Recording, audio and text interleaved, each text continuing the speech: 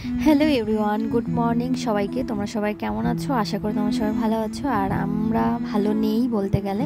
তো মাম্মাম আর আমি তো একদমই ভালো নেই। তো আমারও কিছুদিন থেকে শরীর খুব খারাপ, যেহেতু খুবই একটা ক্লান্তি বোধ করছে আর কি কিছুদিন যাবত আর কি। মাম্মাম তো একদমই পুরো শরীর ছেড়েই দিয়েছে। তো কিছুদিন থেকে মাম্মামকে যেহেতু বাইরের ওষুধ খাওয়াচ্ছিলাম, তো কিছুতেই ছাড়ছিল না। তো আজকে চলে আসছি আমরা আলিপুরে। তো মামাম যখন জন্মের যেই ডাক্তার, জন্ম হওয়ার পর থেকে যেই ডাক্তারকে আমরা দেখাচ্ছি, তো সেই ডাক্তারের যতদিন পর্যন্ত সেই ডাক্তার মাম্মামকে চেক আপ না করবে, তো ততদিন পর্যন্ত মাম্মাম একদমই কিছুতেই সুস্থ হয় না, যতই বাইরের ওষুধ খাওয়াই না কেন। তো কিছুদিন যাবৎ বাইরের ওষুধ খাওয়াচ্ছিলাম রেগুলার 15 দিন থেকে।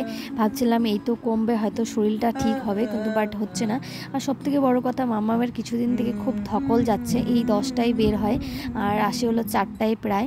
তো মা মেয়ে দুজনেই যেহেতু বের হয়ে পড়ি স্কুলের জন্য, তো খুব তাড়াতাড়ি যেতে হয় তো মা মেয়েকে। তো অনেকটাই, আর ও যেহেতু একদমই কিছু খায় না, তো খাওয়া দাওয়াটার বিষয়টা আর কি ও জানেই না ঠিক মতো। কারণ যতটুকু বাড়িতে খাওয়াই ততটুকু হয়তো ফোন দিয়ে খাওয়ানোর চেষ্টা করি, আর না হয় জোর করে খাওয়ানোর চেষ্টা করি। খাওয়া দাওয়ার দিক থেকে অনেকটাই পেছনে, শুধু খাওয়ার মধ্যে হরলিক্স দুধটাই আর কি ঠিকঠাক মতো খায়, তাছাড়া কিচ্ছু খায় না। ভাত তো এখনও পর্যন্ত নিজে হাতে নিয়ে খেতেই পারে না, যেটা সত্যি কথা। হয়তো অনেকে ভাবে বাচ্চাকে এগুলো শেখাচ্ছে না, কিন্তু কী করব, যদি বাচ্চা নিজে থেকে না শেখে তাদেরকে তো শেখানো যাবে না জোর করে। আর ছোটোবেলা থেকে মাম্মাম এতটাই আদর, যেটাকে বলে আর কি, আদর হয়ে বড় হচ্ছে আর কি, আদর পেয়ে পেয়ে বড় হচ্ছে আর কি।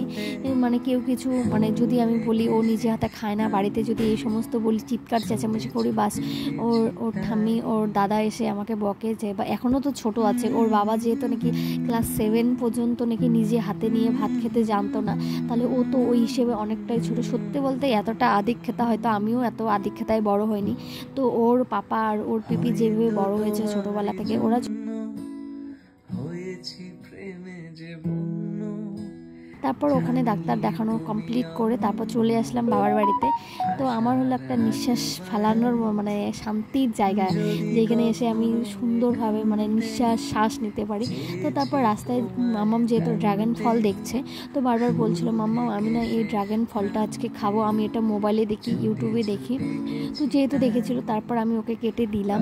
দেওয়ার পর জাস্ট ফার্স্ট টাইম, ও যেহেতু ফার্স্ট টাইম খেয়েছে, তো আমি যেহেতু জানি ড্রাগন ফলের টেস্ট কেমন, তো কি করব, মাম্মাম চাচ্ছে, তো সেই কারণে মাম্মামকে দিলাম।